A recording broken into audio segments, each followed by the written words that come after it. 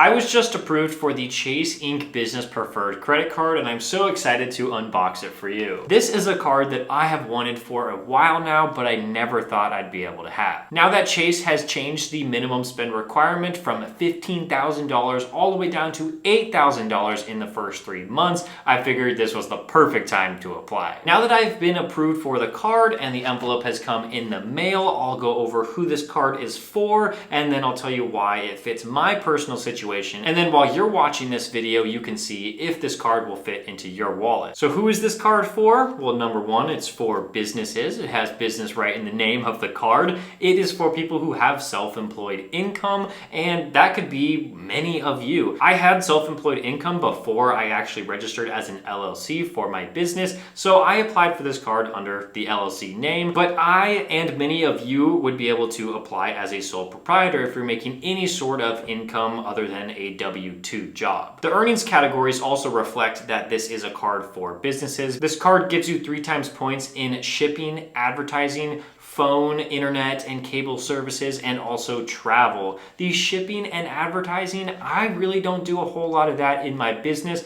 but maybe one day I will, and so that's why I'm excited to get this card right now, because this is definitely a move for now and for the future. The internet, cable, and phone services, that is nice to get 3 times points in those categories because not a lot of cards offer that. But I do have a card already that gives 5 times points in those categories. So it's beating out this card. It's the Chase Ink Business Cash card, which I'm definitely going to be using. The big earnings category here for 3 times points that I will personally be using is travel. When your business is successful, you might be spending a lot of money on flights, car rentals, hotels, or any other thing that falls under the travel category. And this is going to be great for me because I'm not meeting clients across the country, but I am taking a lot of flights and hotels just because of the nature of my business. I have a completely separate YouTube channel if you want to check that out, but that's where the majority of my flights and hotels come in. So I might be more excited than some other people to get this 3 times earning category in travel with just a $95 annual fee. Before I got approved for this card, I did have a card that gives me 2 times points in all travel, and that was the Chase Sapphire Preferred. Let me actually take it out of my wallet. This is the Chase Sapphire Preferred right there. It is really, really nice. I like the card a lot. But to get more points for those travel categories, that's just fantastic. Another reason why you might want this card is it gives access to transfer partners, and Chase's transfer partners are a huge way where you can maximize the points that you have in your Chase account. Up until this point, I have used my Chase points to get free international flights for me and my wife. We haven't paid full price for an international flight in a while, and that's all because of Chase points. If you use your Chase points to redeem for cash back, you will only get 1 cent per point. That's the valuation that your points are going to have. But if you transfer them out to transfer partners, then you can get way more than 2 cents per point. Not every Chase card is going to have this access to travel partners. In fact, there's only 3 of them in the entire Chase ecosystem. I mentioned the Chase Sapphire Preferred earlier in this video, and that is one of the cards that will give you access to the travel partners. There's also the Chase Sapphire Reserve, and there is the Ink Business Preferred, which I'm going to unbox in just a moment. And of course, this card is for anybody that wants a massive sign-up bonus. You're gonna get 100,000 Chase points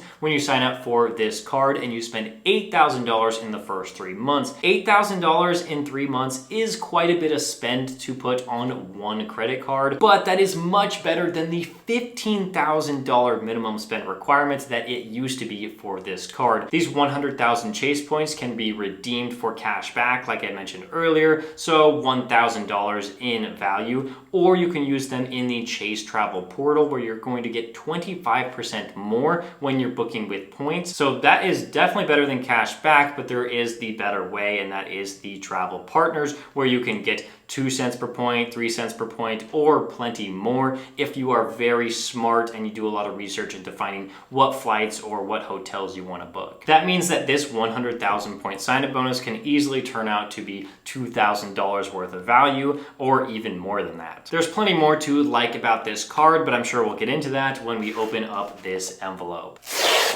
There are 6 pieces of paper in this envelope, but don't worry, I'll go through the boring ones pretty quickly. The first one being, what does Chase share? It's just like all of your information Chase is going to share a lot of it. Some of it you can limit the sharing, others you cannot. So if you're interested, you can read that. I'm sure it's online too. The next one is the business card agreement. It says, welcome to your account, and it goes through all of the terms that you may need to know, like what is an authorized user, what is a foreign transaction fee, and all the stuff like that. So there's a lot of definitions in there.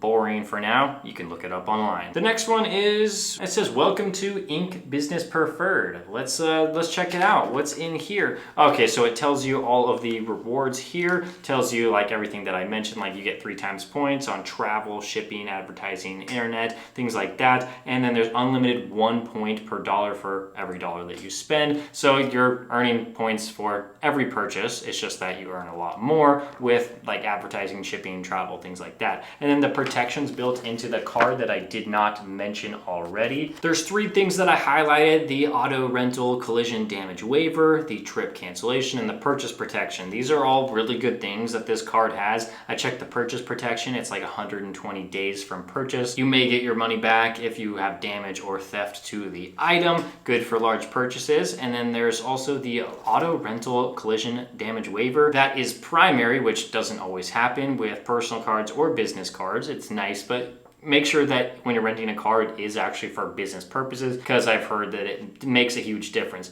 Well, if you have another card like the Chase Sapphire Preferred, like I've talked about in this video already, that also has primary car insurance when you're renting it. So if you're renting a car for personal reasons, just use a different card. And the trip cancellation and trip interruption insurance, it's so nice. So you can just book your flights and hotels on this card, and if it's non-refundable, then you might be able to get that refunded if you use this card.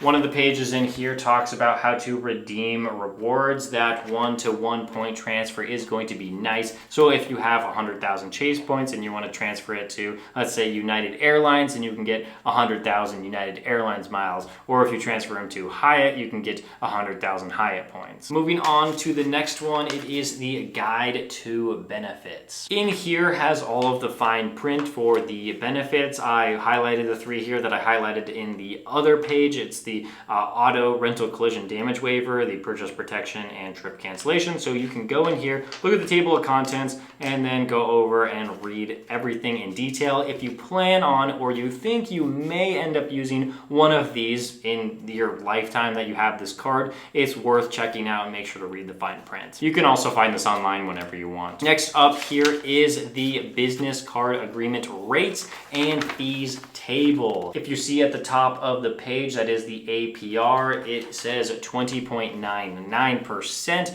which I don't think is too bad for a credit card, but you should not be holding any kind of balance on this card. That's just not wise of you to pay 21% interest. So pay it off on time and in full every month. If you really want a 0% interest card, they are out there and you can get them. There's even business cards with them. So just know that going forward, don't use this card for that. And there's the annual membership fee of $95 and the no foreign transaction fees that I haven't mentioned yet on this card, which is amazing. It's so nice when you're purchasing airfare and hotels in a foreign currency. It's just so great that you don't have to pay like an extra 3%. This is the page with the card, so I'm going to take this off, show you the paper, and then of course show you the card. So this paper, you like my aesthetically pleasing sticky notes to cover up sensitive information. The thing I have highlighted here is the credit access line, and it does say $5,000, which is very low for this card. You can get a lot higher credit limits.